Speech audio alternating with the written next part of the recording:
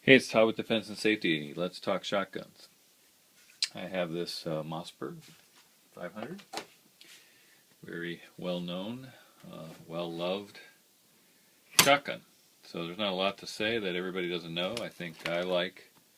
I prefer the Mossberg to the Remington, and the reason is the safety here. I'm left-handed.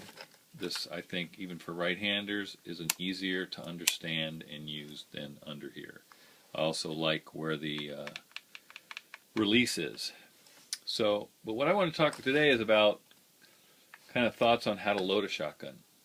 Uh, if you have this around the house and you're thinking, okay, I'm going to use this under certain circumstances.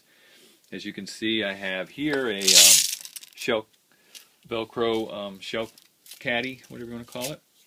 I like them on the side of the receiver as opposed to the buttstock. The reason is I can see them while I have the gun up to my shoulder. I can draw shells out and load from either side without having to come back away from the gun. So my technique, the tube holds 5 rounds.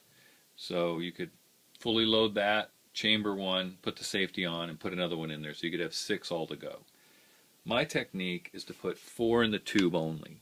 So the gun is empty, kind of a cruiser ready mode.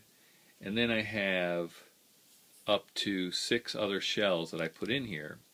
So what I keep in here are the low recoil Ranger 8 pellet double-aught buck, which, it's not low recoil. Okay, I mean, I guess it's a 2 3/4 if you took a 3-inch full load. But you can see I have 3 of those in the back.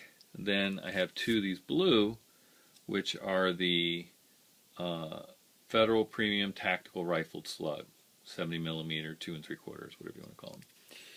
And then I have all the way up front, this green one is I'm just getting it in here, is a rubber, less than lethal baton, so like a rubber slug.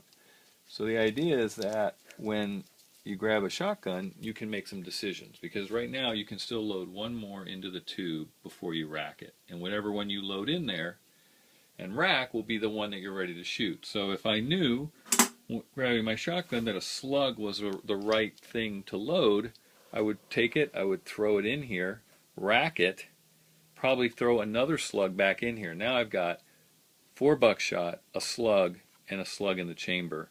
I've got 3 more buckshot behind it, and this rubber baton, which I don't know that I'd keep that there. Kind of look at it as if there was some kind of animal that I was causing problems and I didn't want to kill it. I might try to shoot it with that. Using that for personal protection.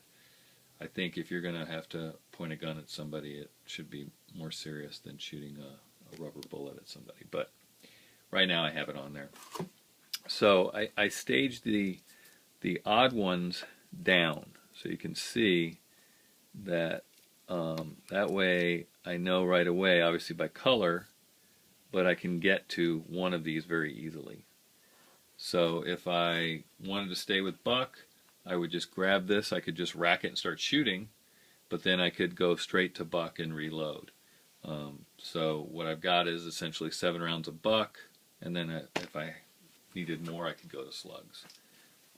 So that's my thought on best way to set up your shotgun for tactical use.